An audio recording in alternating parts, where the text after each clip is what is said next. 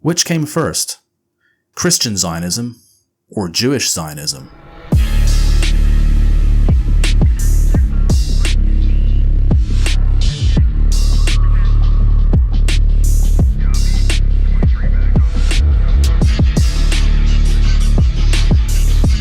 Both are ideologically aligned and run in parallel to each other.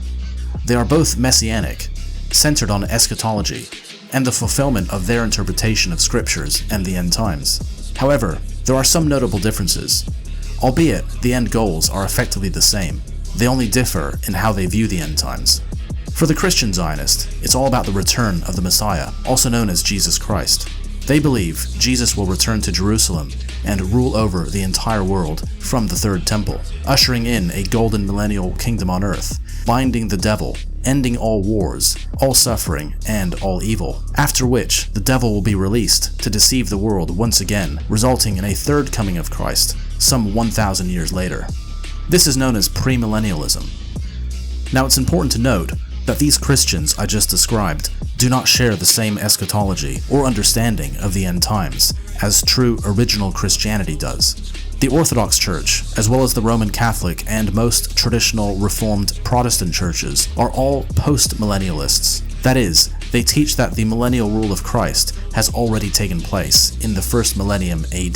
Therefore, it's important to understand that Christian Zionists do not represent Christianity. Their interpretations only date back around 200 years, and are the result of the Reformation some 3 centuries previous, when many new innovations and heresies began emerging.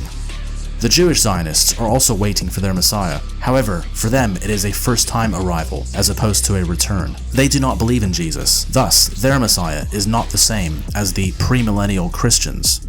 Or is it? We'll come back to this. The Jewish Mashiach has yet to make an appearance, and therefore they are very anxious for his arrival, as they also believe this will lead to their salvation, and theirs alone. They don't believe in the salvation of all of humanity. In fact, their holy books predict a very different outcome. Both Jewish and Christian Zionists are subject to the same preconditions for the arrival of their respective messiahs, which are, chiefly, the establishment of a Jewish state, which they call Israel, and the rebuilding of the temple. From an outsider's perspective, these two requirements give the impression that there are no differences between them. What's important to note is the origin of Zionism. Did it emerge from Judaism or Christianity? To the layman, it appears Christianity spawned this ideology. The reason for this is the effect of Western influence on the world, admittedly through colonialism, which was used as a vessel to spread their version of post-Reformation Christianity. This in of itself is not unified or universal. Protestantism is by nature schismatic and ties in with the ideals of post-Enlightenment liberalism, chiefly individual freedom. This begs the question, does Zionism predate the Christian Reformation? The answer is yes, by many centuries. But prior to the 16th century, Zionism was exclusively Jewish. The origins of Zionism date as far back as the 6th century BC, when the Jews were taken captive and held in Babylon after the destruction of their first temple. They did of course return and rebuilt a second temple, which was destroyed again, this time by the Romans in AD 70, who then expelled them completely from the Levant in AD 130. Since then, they have always sought to return to Jerusalem. In fact, in the 4th century AD, an attempt was made to rebuild their temple. However, barely after laying the foundations, flames erupted from the ground, killing all the construction workers and thwarting the project dead in its tracks. This event has been recorded by non-biblical scholars and is accepted by historians as a real event and not some religious myth or symbolic story. It happened. There's no question about it. The only point of debate is what caused this apparent act of God, but that is for another video. Up until relatively recently, the Jews have lacked the power to reclaim what they saw as their land. But this is not to say that prior to the modern Zionist movement, they had never considered this. It is integral to their religion. They all believe one day they shall return. There is a notable split within Judaism regarding the Holy Land. This can be defined as the Zionist versus the anti-Zionist Jews, which loosely follow rabbinical and Orthodox Judaism respectively, who seem to clash on this point of contention, leading many to believe they are two entirely different schools of Judaism. However, the difference is actually more subtle once you peel back the layers. Their only real disagreement is on timing. The former claims that God has ordained them to take what's rightfully theirs through worldly means, including violence, while the latter states that they must wait for the Mashiach, who will create the conditions necessary, allowing for the establishment of their physical homeland. And until then, they must wait patiently, living in exile in the lands of the Gentiles and their host nations. Apart from this, there are very few differences between them in the religious sense. They are both supremacist and see themselves as inherently superior to all other people whom they shall enslave once their Mashiach arrives. This somewhat false dichotomy is a good cop, bad cop scenario where they appear to be in opposition to each other, but are in reality working together, acting as mutual gatekeepers, deflecting blame from both sides and onto Gentile groups and ideologies in a clever distraction as they push their plans forward. Now back to Christian Zionism. This sect can trace its origins back to the Reformation, which opened the door to unlimited ideas leading to the subversion of the faith. It was nothing but the liberalization of traditional Christianity. By creating a marketplace of ideas and removing the Bible from the church, it was only a matter of time before someone would come up with the idea that the Jews of today are the descendants of the ancient Israelites and that their Abrahamic covenant with God somehow still stands. Within a century, there was already talk about accelerating the return of Christ. This entailed the necessity of the Jews accepting Jesus, which is indeed a view held by the Orthodox Church, where it is believed that mass conversion of the Jews is a sign of the end times.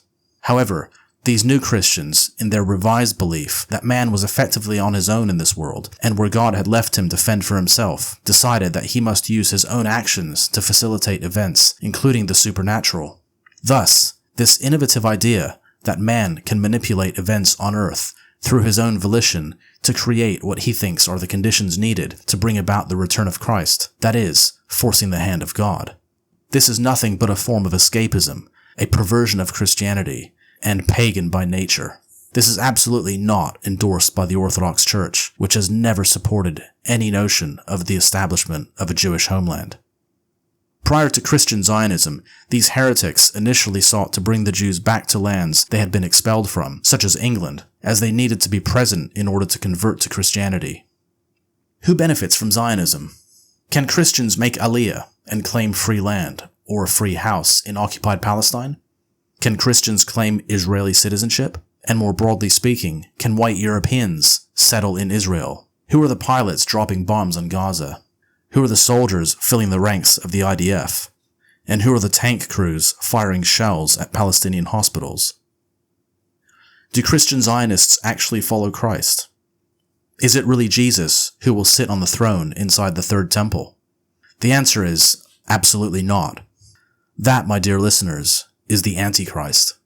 Although they fiercely deny this, as they claim to be the true Christians, along with the other 40,000 denominations that exist predominantly in America, there is no mention of a third temple in the Bible, where Jesus clearly states, "My kingdom is not of this world."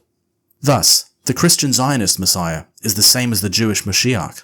They just don't know it. This explains why Christian Zionists and Jewish Zionists are so perfectly aligned. The only difference is the former has been deceived, but the latter knows exactly who their Messiah is.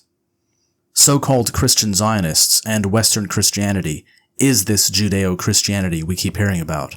But it's as Christian as Jim Jones or some other death cult. It's counterfeit Christianity, and bears no resemblance to the true faith. Most Protestants are Judaized Christians. So yes, Judeo-Christian is a real thing. But it's not Christian. It's a fraud. These so-called Christians are nothing but wannabe Jews whom they worship and wish they could be themselves because they want to be God's chosen ones. They want to be special. But they believe in predestiny, which is nothing but biological determinism. Thus, they understand that they cannot be Jews because everything is fate, and God has already decided every man's destiny. They are nothing but Shabbos Goy, sell-out traitors to their own people and all of mankind, to the point where they are cheering on a genocide so they can live out their sick, messianic, apocalyptic fantasy of the end times.